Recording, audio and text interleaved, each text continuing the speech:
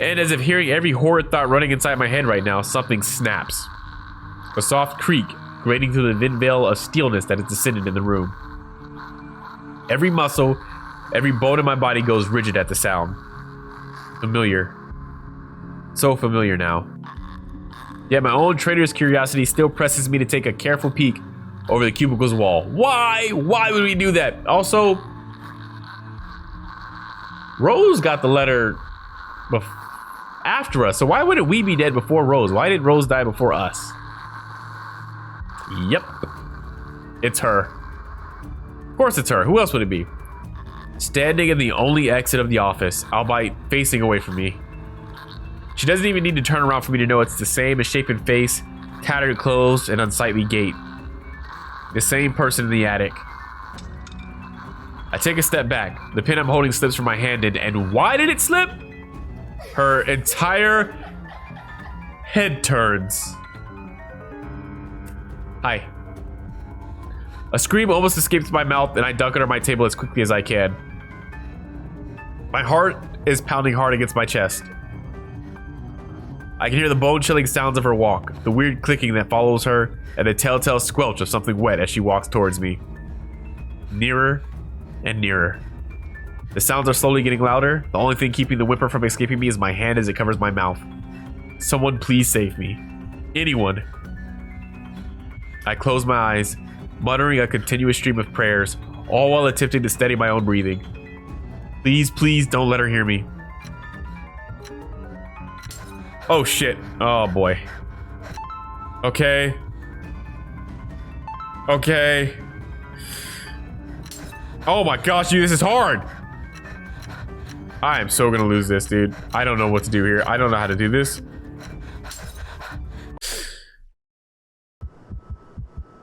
I tried. That was hard. Our Father, who art in heaven, hallowed be thy name. Thy kingdom come, thy will be done, on earth as it is in heaven. We're effed. Give us this day our daily bread, and forgive us our trespasses, as we forgive those who trespass against us. We're and dead. lead us not into temptation, but deliver us from evil. Amen. Amen. When the last lines of my prayer have left me, all that remains is a hush. None of her footsteps, nor those chilling sounds she makes. Only silence. Is it safe? Another second passes, and when nothing comes... What? Oh, shit! I guess death is totally a possibility, and we definitely just died. At least she let us finish our prayer. That was nice of her.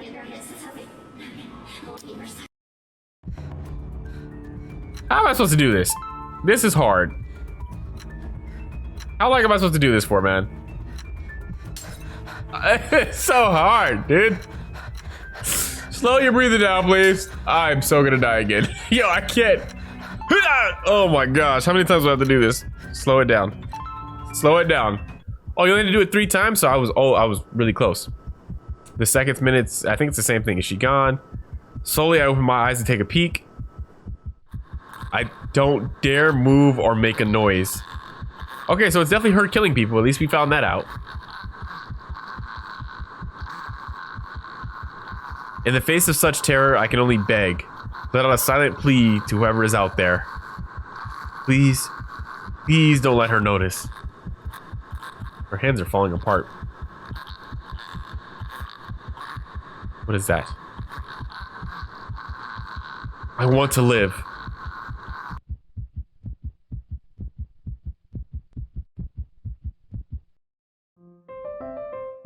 Hannah. Who the is Hannah? Alright. It is far too easy to get them to pay attention, enraptured. They hang on to my every word and follow my every move. All of it would have been stifling had I not grown used to such stares. Who is Hannah?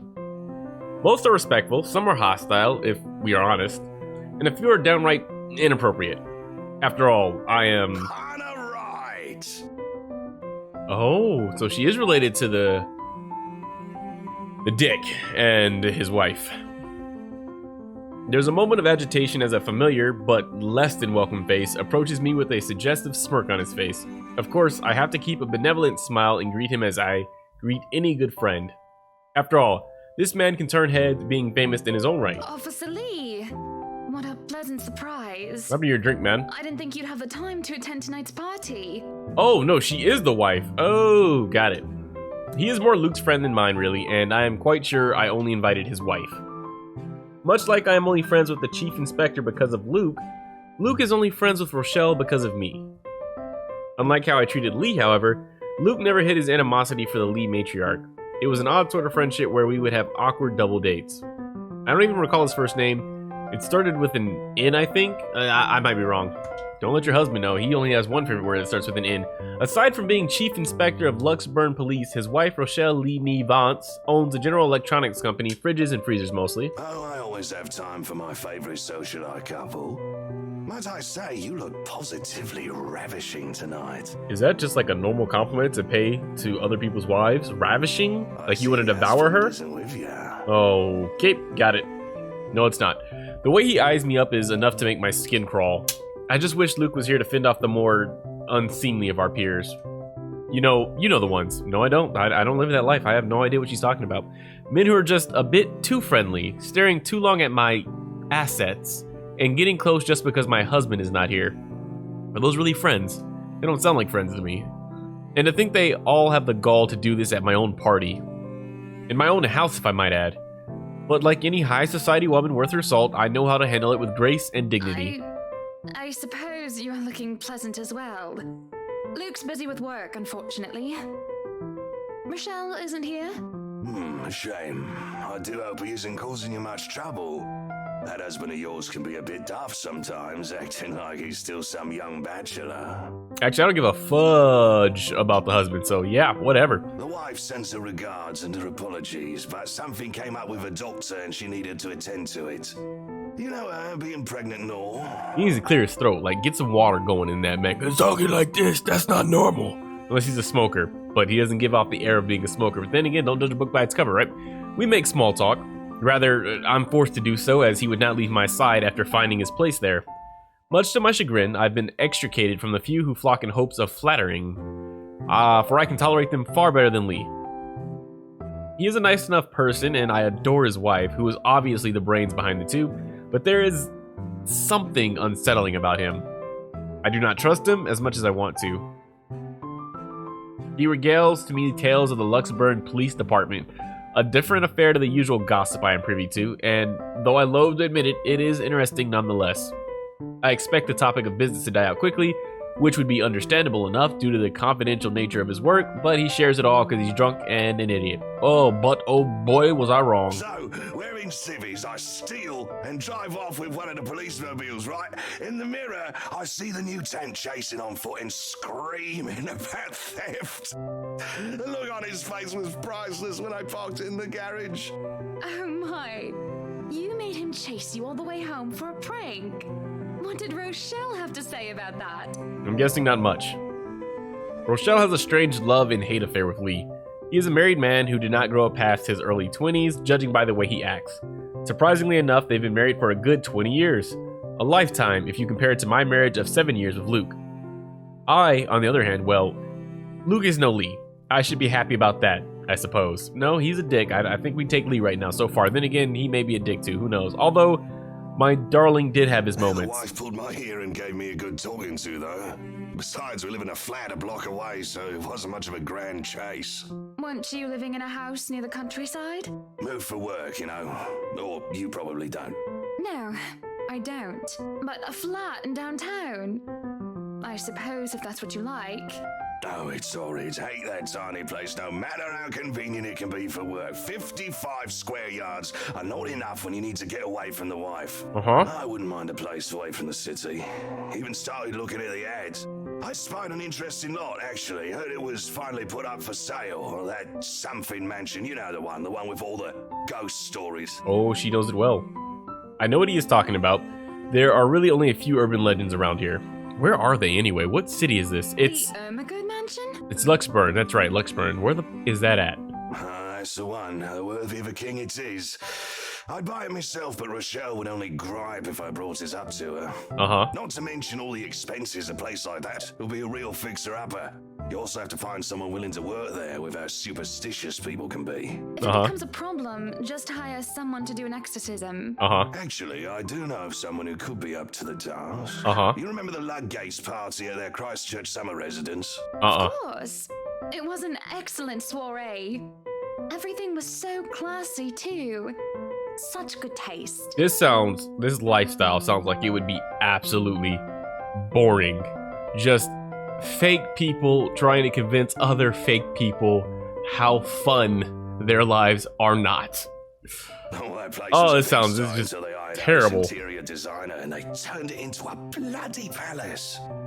She worked for the Exodus for their apartment in Soho too, and they recommended her when we were looking up pieces for our beach house in Porto Colom. I think I have a business card right. I must have left it in my other jacket. Yes, the other one. The other jacket that has the military emblem or the police emblem on it that you wear to parties for some reason, because everybody needs to know that you're the chief of police, because nobody has any idea. Anyway, she's called, what's her name? McCullough, Marianne, I believe, yes. And McCullough, the interior designer? But truly, if anyone were to get that place in McCullough, well, they'd be the envy and the talk of the town. Well, if you put it that way, I might just snatch it up for myself. And that's what she does. This place was starting to feel a bit small lately anyway. I love the subtle jab. Not even that subtle, it's a jab. Sure, a 3-story penthouse might not fit the definition of small for some people. 3 stories, wow. Okay, maybe a lot of people, but it isn't big enough to have a grand parties in. 3 stories isn't enough for grand parties? As it is, I only invited about 30 people to this one and it already feels cramped in here. It certainly would be nice if I didn't have to ride an elevator up and down several floors before I can get anywhere as well. All Luke's words and not mine. Besides, I've been looking for a good anniversary gift. Luke might like this one. Where is he anyway? October 21st. Friday. Oh, God. Dick is dressed to the nines, as he usually is, and he looks ready for whatever the day will throw at him. His butler and valet wait at his side, just in case he isn't as ready as he looks. Oh sure, that is normal. What is confusing me is the fact that he's on his way out of the penthouse, considering we won't have anywhere to go until much later. Where are you going? I am to attend the Triad Autumn Tasting. I do believe I informed you of this 2 weeks ago. Yes. And might I remind you that I had stricken that off your schedule? Because 1, the doctor told you to stop consuming so much alcohol. Consume away. And 2, I informed you a few days ago about the open house we are going to attend in its place. I've even found this marvelous interior designer, Mary Ann McCullough. It's a 3.5-hour drive to Cardiff. I don't have time for this. This is like that little party you threw all over again. You don't inform me of it, and you expect me to stay and be a gracious host when I have business elsewhere. Seem like a very happy couple. You know how I operate, Hannah. Unless this was penciled in, I am sticking to my schedule. Solid communication between the two of them, for sure. If I may intrude, the madam is correct. Your physician did insist you moderate your drinking, unless you wish to incur acute pancreatitis. Ouch. And you did have this open house penciled in last Wednesday morning. Bollocks, I don't remember doing so. Well, you did. While very hungover, in fact. So he doesn't have long to live. He did. Moaned about me being too loud, but gave in after some pushing. Perhaps that was a bit too cruel and manipulative of me, but... What side are you on? Come on, Luke. You promised we'd do whatever I want this weekend. Gordon Bennett, fine. I am giving this house tour of yours a chance. But if it proves to be a waste of time, I am going to Cardiff, and you are going to take a cab home. Damn, like that? Are we clear? It's just a bit of a husband and wife tit for tat, isn't it? I don't think so. I don't think that's normal at all. All couples have their arguments. Once the honeymoon phase is over, as they seem to call it, reality sets in that you and your partner might not always see eye to eye. Perhaps it has been the years. 7 of them is nothing to scoff at. I just cannot bloody believe I agreed to this. I was really looking forward to the Triad tasting. Though sometimes I think it's something a bit more than just simple disagreements, and I have to stop myself from wondering where we went wrong. There's always the Triad Christmas tasting in Manchester next month, and that'll only be an hour-and-a-half drive. Have I been neglectful? Have I offended? Have I acted shamefully? Yes, but Cardiff... Certainly, any problem can be discussed, as long as he doesn't turn me away. Well, there goes my good mood. Are you happy now, Hana? Oh man, I'm just losing all my energy just being around this guy. Can we please go back to Isabella? Why must he treat me this way? Defend yourself, girl. Fight back. Yes, I am very happy, Luke. Because for once in a very long time, we are doing what I want. Yes. I'm ecstatic. Understood? And this would be perfect if you stop acting like a child who needs their nappy changed. Loving every bit of that. Do we have new relationships? Isabella... No, it's all the same people. That's interesting. Okay, why does it say plus? Why are we going up here? Well, I don't want to be going up. We will be leaving after lunch for the Ermengarde mansion. You are going to park your rear in the car and keep mum. And you are going to behave during the tour. It's one of those dudes that likes like a very dominative woman, like somebody who's gonna take charge, put a collar around his neck, slap him on his ass a few times. Seems like he'd be that type of guy. Maybe that's why it went up. Needless to say, Luke looks a bit shocked at my little outburst. He opened and closed his mouth a few times, struggling to reply, before he crosses his arms to look like, well, what he looks like. Any more rules for this little excursion of yours, Your Highness? No wine. No wine? Unacceptable! I am already not allowed to the tasting, and you would deprive me of that simple pleasure? Yep. If I see you take one sip today, I will put the stocks under lock and key. Do you understand me? Don't forget the bottles he keeps in his dresser. Whose side are you on? How many times in one day can you ask that? As many times as I need you, traitor. The ride to the mansion is quiet, with Luke having stared out the window the entire way, not paying attention to anything around him. Meanwhile, I am conflicted. I don't know if I should apologize for changing his plans like that, but by the time we arrive at the mansion, I see his eyes light up in genuine interest. Apologizing is the last thing on my mind. The whole affair with the Ermengarde mansion is certainly an interesting experience. The place had been renovated and restored by the owners to what they claim to be acceptable standards. The mansion itself looks like something befitting a fairy tale or a period piece. It is tastefully decorated, and with a little bit of love and attention, I'm sure it can be a place Luke and I can call home. And the number of other prospective buyers that have come from the powerful and wealthy of Luxburn certainly did not disappoint, making this estate a prime property. Because fake people like to show off to fake people. The Lees are amongst the group who went with the Rose woman, and I saw a few other notable faces, though I did not really feel like mingling. Unfortunately for every one of them, the Wrights are interested in buying. What's been bugging my mind, however, is that Isabelle... What is her problem? I still don't quite understand what is happening. One moment, she is scrambling to give us the paperwork to finalize the sale. Then she is panicking over some sort of prank letter or another. The second thing on my mind is how touchy my darling husband is being towards the poor dear. I cannot even plaster a smile on my face, a horrid scowl taking its place. There's no way I can pretend nothing is wrong as I hum. And I'm sure little Lily here would certainly appreciate it if you remove your pretty hands from her, darling. Way to go, Hannah. He is quick enough to detract his hand, which is all that girl needs to, well, for a lack of a better word, escape. I think I need to step out for a while. I'll be back. Love the multiple perspectives thing going on here, but we did see this already. Her partner follows, shouting after her without hesitation.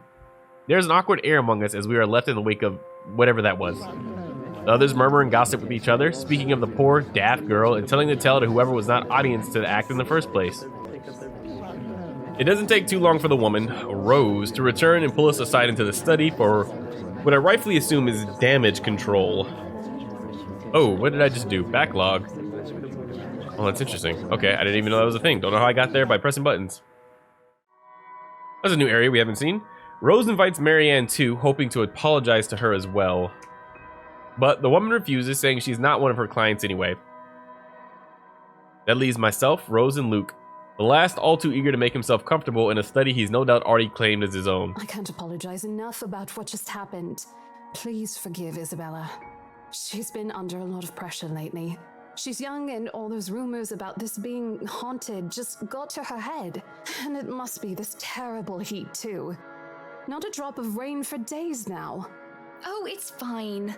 The poor girl must feel so embarrassed about what she just did. But I say, let bygones be bygones. After all, she's only a child. She's like 26. She looked, what, 19? I shoot Luke. Okay, I see what she's doing here. I see what's going on here. I shoot Luke an accusing look at these words. After all, he tried flirting with the girl. The nerve of him. And not only that Isabel girl, but also Marianne and Rose too. What kind of husband would think that it's even a remotely good idea to make moves on 3 different women while his wife stands there? One who doesn't care about his wife. One who doesn't value his wife. One that particularly doesn't want his wife anymore. Did he drink while I wasn't looking? She's a bit older than that. A lot older than that. But again, I apologize. And if there's any way I can make up for what just happened, just... I know what you can do. Be a darling flower and get us one of those bottles you plan to serve. Pop it open. We were planning on serving some champagne.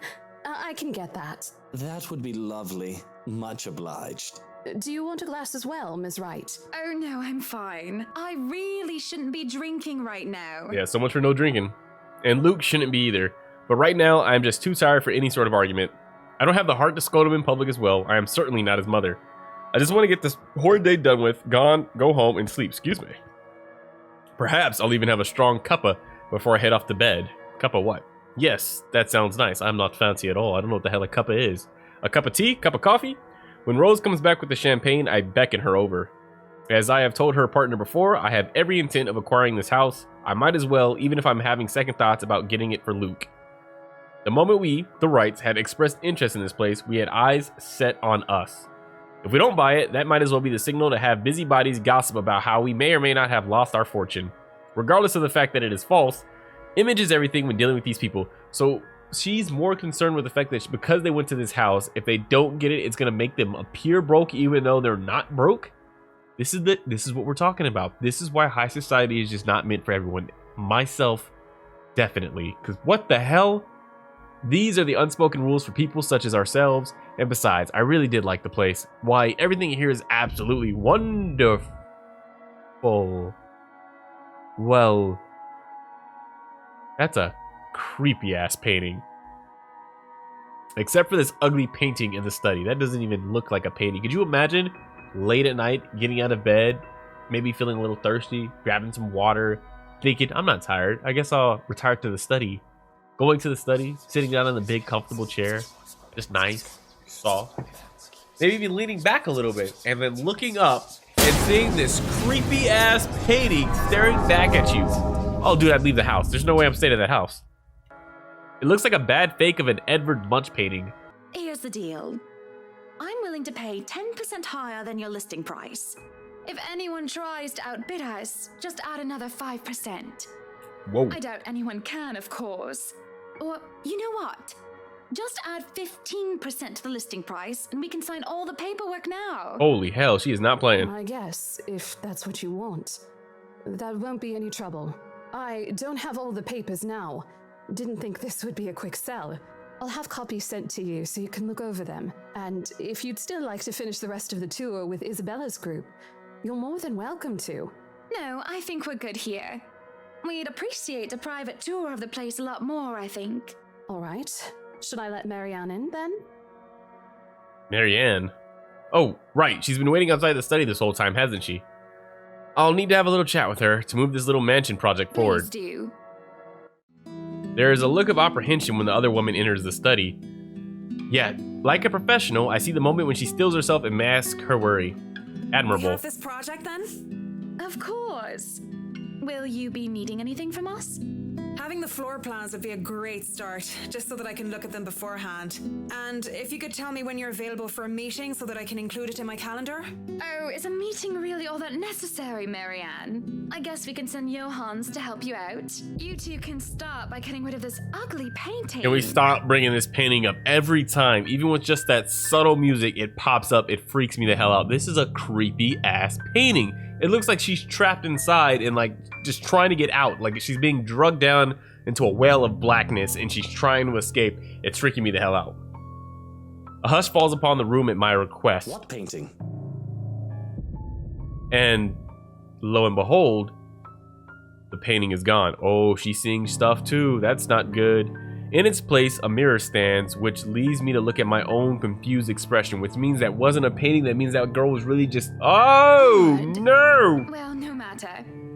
Hannah, you are in trouble. Back to the topic at hand. You know what you saw, Hannah. Marianne, dear, we are simply far too busy to meet up.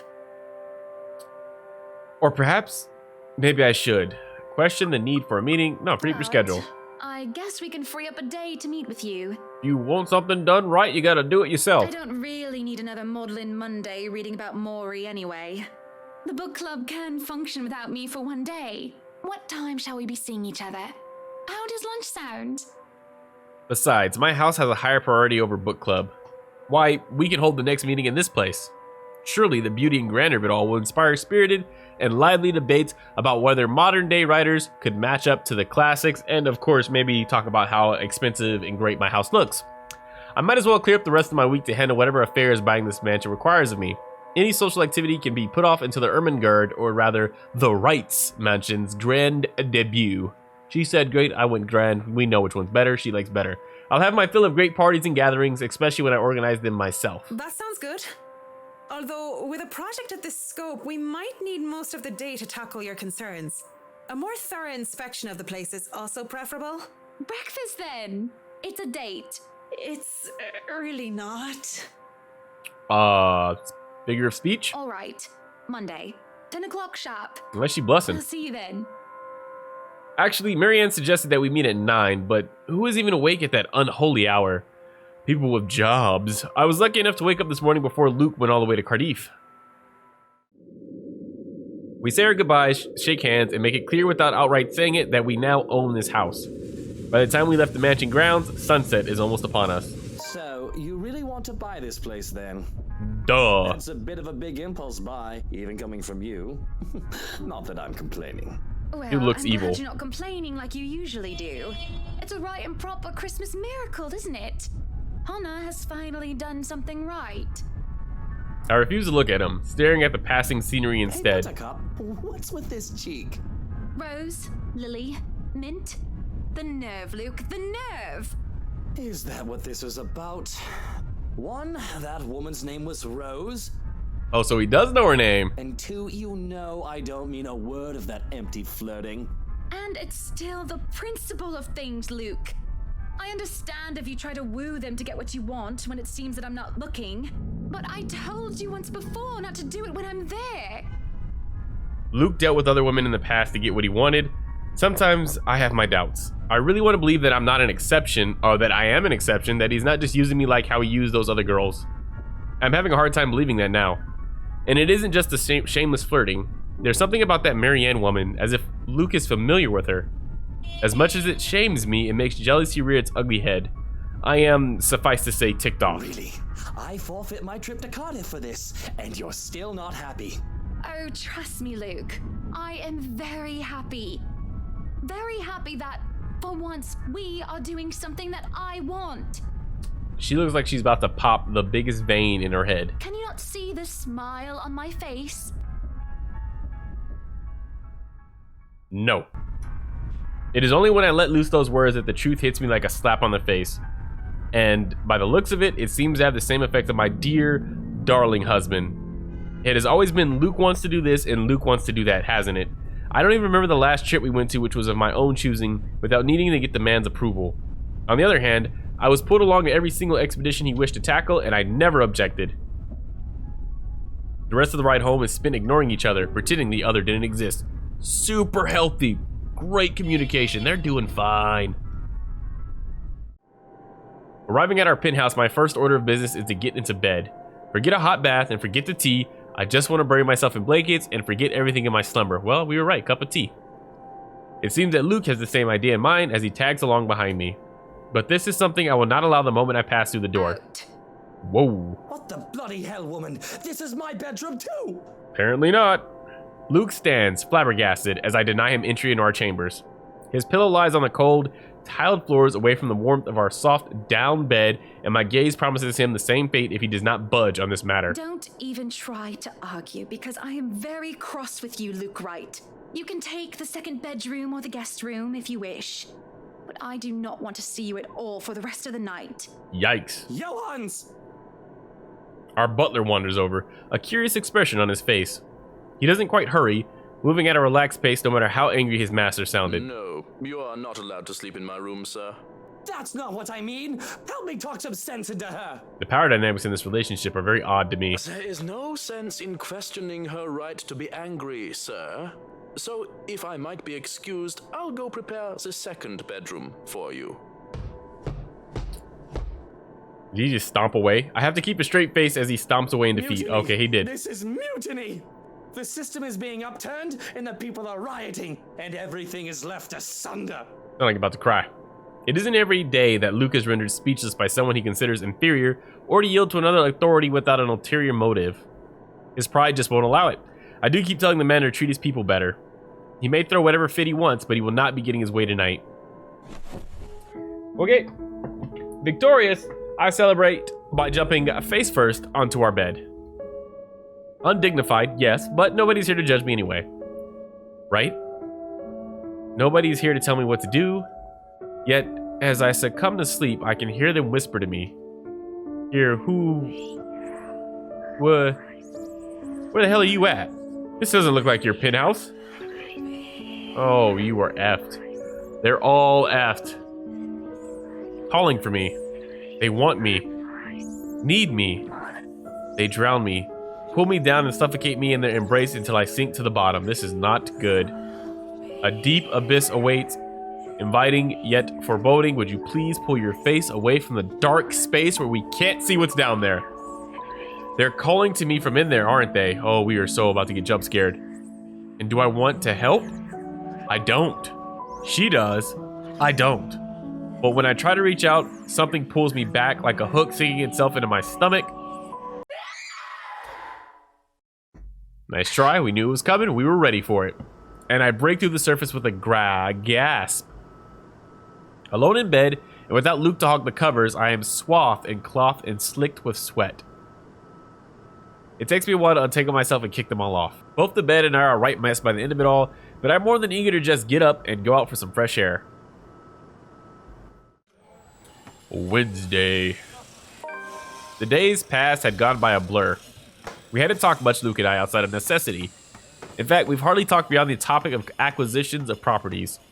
Properties being the mansion, obviously. Everything has been so busy that I haven't talked to anyone outside of business, and it is just so stressing. So, one can understand my need for a good chat, preferably over a good meal.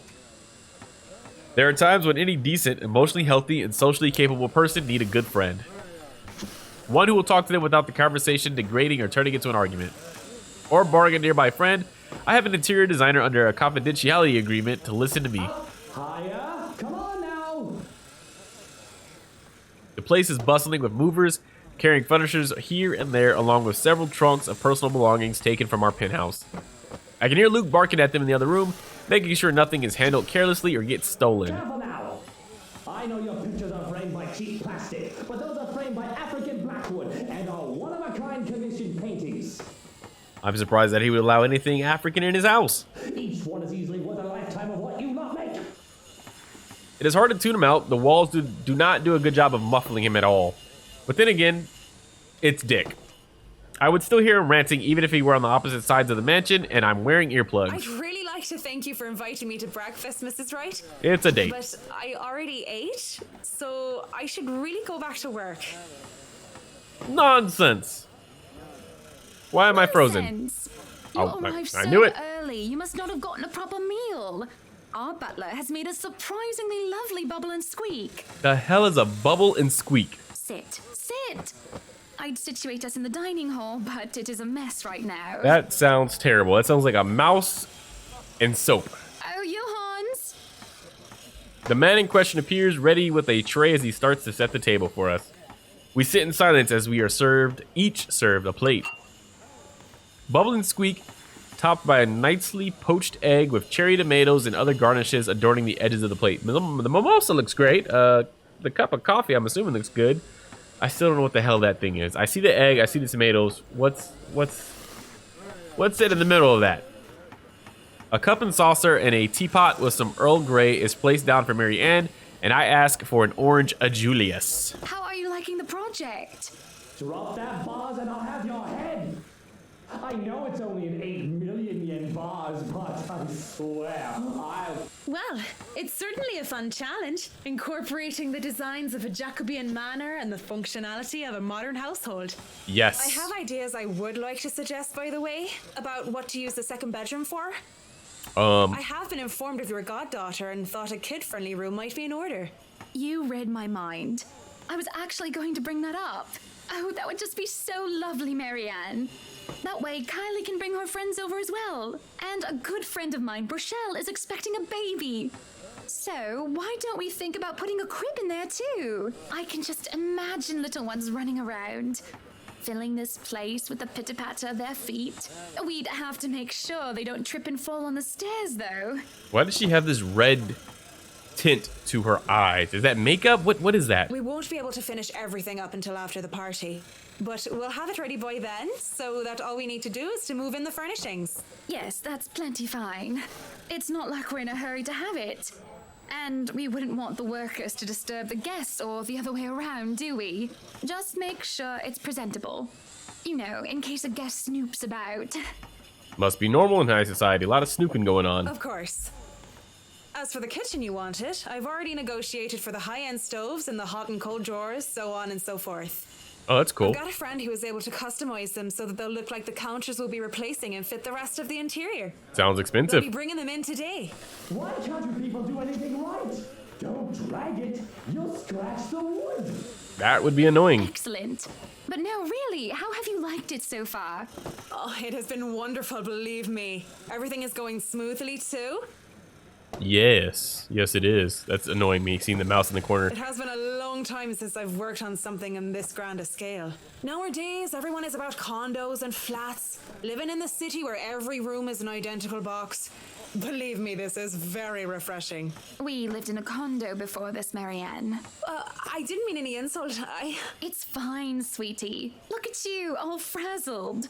I was just pulling your leg. Luke wanted that penthouse when we got married, and you can thank him for purchasing this place as well. She seems emotional for the job that she's in, dealing with high-end clients. But maybe that's part of it. She looks confused. Of course, she has every right to be. She no doubt overheard me push that estate agent into the sale, making quite the aggressive offer. She saw me sign the papers for the mansion as well. I just had to scoff. Don't be fooled. I'm just the treasury. I wouldn't be able to make a purchase this grand without his seal of approval. Again, the power dynamics in this relationship, very odd to me. I see. He controls the money, but she can use the money, but she believes he's over-controlling, but she just controlled that entire situation. He didn't really fight back, he just kind of complained and whined about it, so who's really in control of who? Or is this more of a symbiotic relationship? That's it. That's all you have to say. Yes, it wouldn't be appropriate to comment further. It is unprofessional. Unprofessional. I can't help but let out a deep sigh as I stick a fork into the dish. I didn't want professional. I want someone who will either agree with me, even if it's just for the sake of agreeing, or someone who will just try to talk some sense into me. Neutral responses are so boring. There's no discourse in the middle ground. Food is good. Best bubble and squeak. The hell is a bubble? Of course it is. Our kitchen staff only uses the freshest, hand-picked ingredients. Only the best for the rights. Mr. Wright is not joining us? Nope. No. He is far too busy bossing people around. He even refused to join me for breakfast earlier. Hence, this. I see. She doesn't like IC very much. My apologies. I really don't know what sort of response you expect to get from me. There's a clatter of silverware as I slam my hands on the table. It is frustrating. I am frustrated. At Luke mostly, but Marianne's neutral, professional answers are certainly irksome as well. You're a human with feelings and opinions. aren't you? Don't give me this bollocks about being professional when we're having a nice friendly chat over a nice and friendly breakfast. Whenever somebody says something twice, it's usually not true. Something tells me this isn't nice or friendly. I can only talk about interior designs for so long, and I detest one-sided conversations, Marianne.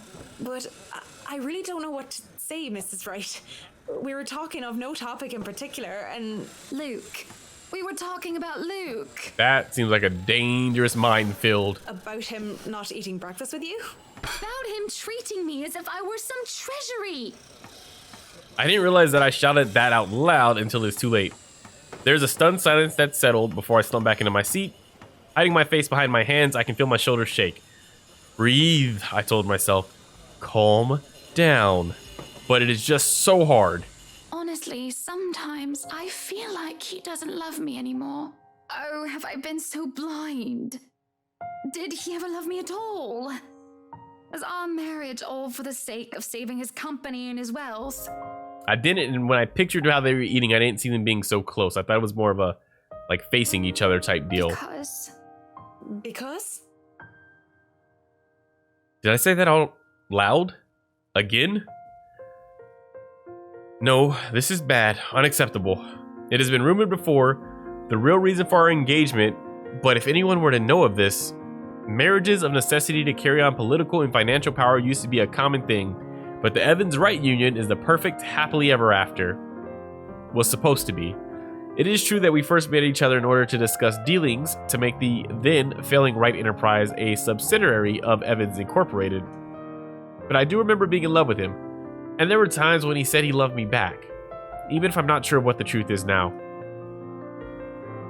Either way, I do not want the Wright name or the Evans name dragged through the mud because of a slip-up. And if Marianne so much as talked of this... What did you think I was going to say? Marianne is a good sort, isn't she? So far, she has been reasonable and accommodating, even towards Luke's ridiculous request. Patient and professional, did it only extend to business? Or would she be able to understand that things like this are not as simple, not as clean as they are painted to be? Certainly I can talk to her. Ask for her... I won't speak a word, Mrs. Wright. Not only am I contractually obliged to, it would also go against my principles. That was the whole reason Hannah wanted to talk to her, right? Is that the whole confidentiality agreement? I've never heard of it between an interior decorator and a person, but I don't have an interior decorator, so I don't know what's normal. This is no one else's business but your own, and it should be kept between the two of you. And whoever you wish to seek counsel from. Please, Marianne. You have to understand. These sort of affairs. If anyone were to know this, they could just twist it and we'll be ruined. All I ask for is your silence on the matter. I think she already gave it. If I am to be frank, Mrs. Wright, this isn't new for me. You aren't the first, and you certainly won't be the last to have complicated dealings.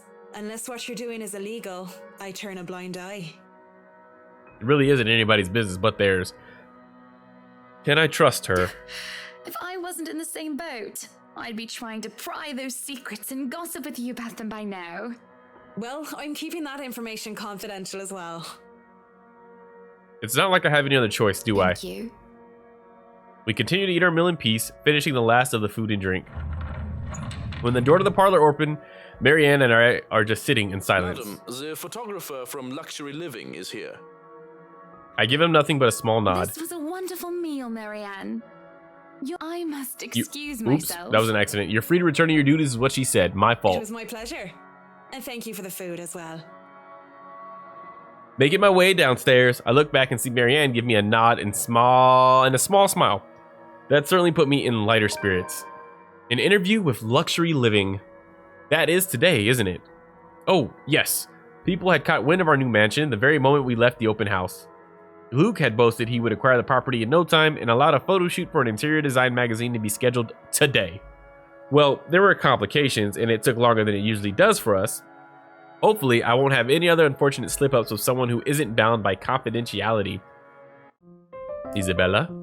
The mansion grounds have been one of the first things to be fixed up aside from the bedroom. Although it's still a work in progress, it had a promising start and I can already see the flower patches.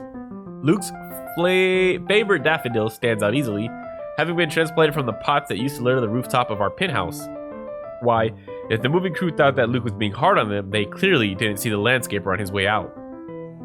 The man looked like he was ready to faint, and Luke seemed ready to kill him by the end of their discussion. Oh boy, this is what, oh right, this is what Zach came to do.